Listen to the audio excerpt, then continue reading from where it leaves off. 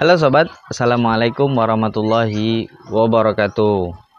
Bagaimana kabar sobat hari ini? Semoga dalam keadaan sehat dan usahanya tambah lancar, tambah sukses dan tambah barokah.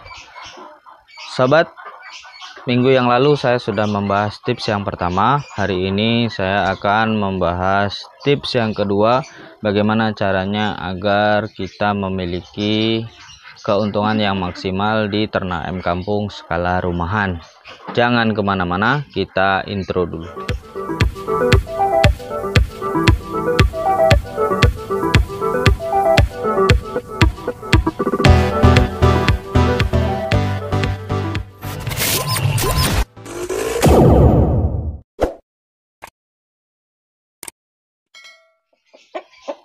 Nah sobat, kembali lagi bersama saya di Mas Adi Channel yang membahas segala sesuatu tentang dunia ternak dan juga bisnis. Saya akan selalu berusaha berbagi berdasarkan riset dan pengalaman pribadi saya sendiri maupun jurnal ilmiah. Untuk itu, bagi sobat semua yang sudah subscribe, saya ucapkan terima kasih. Bagi yang sudah klik video ini, semoga berlanjut subscribe untuk mendukung saya membuat konten-konten yang bermanfaat dan juga riset-riset yang bisa kita gunakan bersama-sama nantinya. Seperti yang saya sampaikan tadi, ini adalah tips yang kedua, bagaimana caranya agar kita mendapatkan keuntungan yang maksimal ketika kita beternak ayam kampung skala rumahan.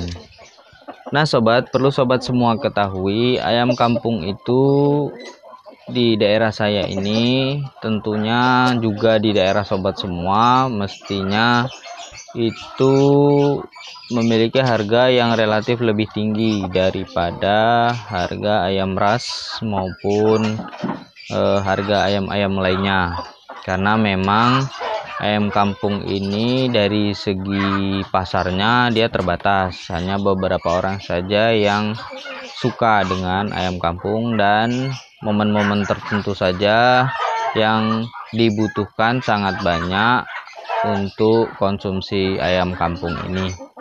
Nah, untuk itu kita perlu menyiasati. Ayam kampung ini setiap usia memiliki harga yang berbeda-beda, itu khususnya di tempat saya. Mungkin berbeda di tempat sobat semua. Kalau di tempat saya itu ayam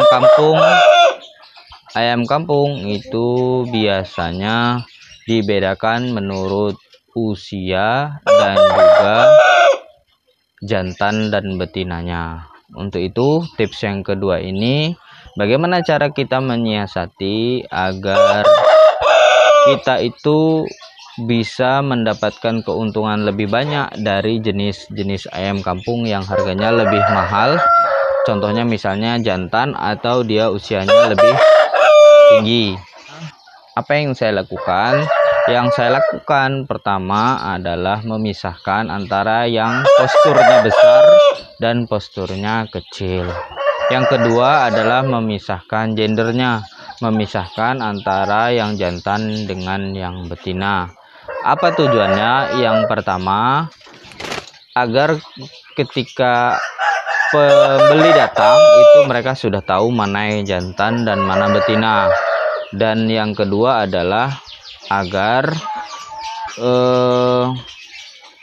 antara yang jantan dan betina tidak terlalu berebut makanan dan tidak ada yang kalah pakan, sehingga pertumbuhannya bisa seragam. Pertumbuhannya tidak kecil sekali, tidak besar sekali, walaupun usianya sama. Nah, kemudian yang ketiga adalah yang jantan harganya itu bisa lebih mahal daripada yang betina, sehingga ketika harga sedang murah, yang jantan itu keuntungannya bisa menutupi harga yang betina, karena biasanya yang betina itu lebih murah. Kalau harga sedang murah, biasanya konsumsi pakan dengan harga ayam itu sendiri biasanya kita tidak bisa mendapatkan keuntungan. Tetapi kalau yang jantan masih tetap bisa mendapatkan keuntungan. Minimal di usia 3 bulan, 4 bulan, sampai usia 7 bulan itu keuntungan ketika harga sedang murah. Untuk yang jantan itu masih bisa mendapatkan di kisaran 5.000 sampai 10.000. Kalau harga sedang mahal bisa sampai 20.000 sampai 25.000.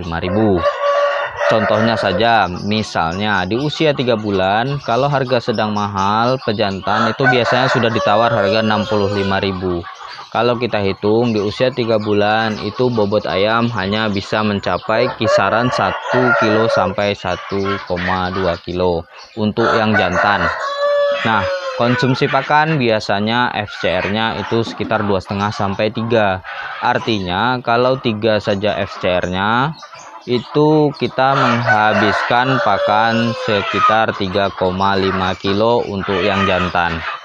Kalau 3,5 kilo, kalau harga pakan yang biasa saya gunakan untuk campuran adalah 4.500 atau 5.000, berarti kalau 3 kilo adalah 15.000. Ditambah harga DOC yang sudah sebutkan di awal itu kisaran 3.000, berarti sekitar 18.000. Kalau harganya itu laku di angka 45.000 sampai 65.000, kalau harga sedang tinggi maka kita mendapatkan keuntungan yang sangat maksimal.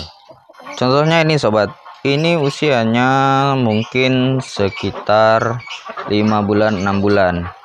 Ini bisa terjual kalau sedang harga mahal itu 80.000 di penjual. Tapi kalau harga sedang murah, paling murah adalah 65.000 70.000 di penjual, bukan di konsumen langsung. Kalau konsumen langsung ini bisa sampai angka 100.000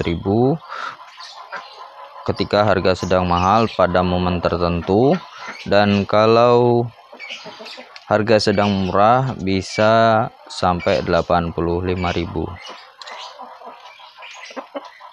Ini juga sobat, ini usia sama seperti yang tadi. Ini juga sama. Kalau kita pisahkan seperti ini sudah bisa laku di angka 80.000 di penjual dan 65.000 kalau harga sedang murah.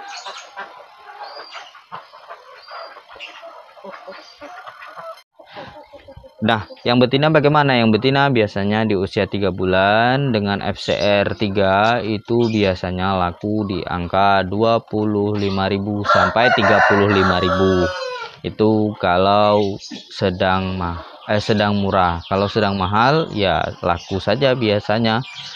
Mau berapapun kita ngomong biasanya dibeli. Tetapi jarang sekali kalau tidak pada momen-momen tertentu. Nah, begitulah yang saya lakukan, memisahkan antara yang jantan dengan yang betina. Nanti yang jantan kita jual lebih mahal, yang betina sebisa mungkin itu dijual di usia muda, maksimal di usia 4 bulan harus sudah terjual. Kalau memang tidak ada proyeksi untuk membuat indukan. Karena di usia 5 bulan atau 6 bulan kalau kita tidak diproyeksikan membuat indukan sampai pada usia 7 bulan atau 8 bulan, itu kita di usia 5 bulan dan 6 bulan itu kita sudah terkena kerugian pakan karena FCR-nya akan sangat tinggi. Di usia 5 bulan, 4 bulan, 5 bulan, 6 bulan itu biasanya yang betina pertambahan bobotnya tidak terlalu signifikan. Berbeda dengan yang jantan. Kalau yang jantan di usia 5 bulan, 6 bulan, 7 bulan itu masih bisa meningkat bobotnya dan harganya bisa menjadi tambah mahal. Tapi kalau di betina itu usia 4 bulan, 5 bulan, 6 bulan itu cenderung kondisinya sama. Cenderung bobotnya tidak terlalu tinggi dan penampakan dari bentuk tubuh ayam itu pun hampir sama. Jadi kita tidak bisa mengatakan ini usianya sudah 7 bulan, udah 6 bulan, harganya harusnya sekian, tidak bisa. Tapi karena pedagang itu melihatnya dari segi postur tubuh, maka tidak bisa seperti itu. Kecuali kalau yang jantan. Kalau yang jantan bisa, kita bilang ini 7 bulan. Harganya 75.000 atau 80.000 bisa. Tapi kalau yang betina tidak bisa. Jadi seperti itu mengakalinya. Ingat, kalau betina itu diusahakan kalau mau jadikan pedaging usia 4 bulan itu harus sudah terjual. Kalau belum terjual kita bisa merugi dan tidak masuk antara hitungan kos pakan dengan ditambah harga DOC dengan harga penjualannya. Jadi Itu tips saya yang kedua. Nantikan tips saya yang selanjutnya. Kita belajar bersama. Wassalamualaikum warahmatullahi wabarakatuh.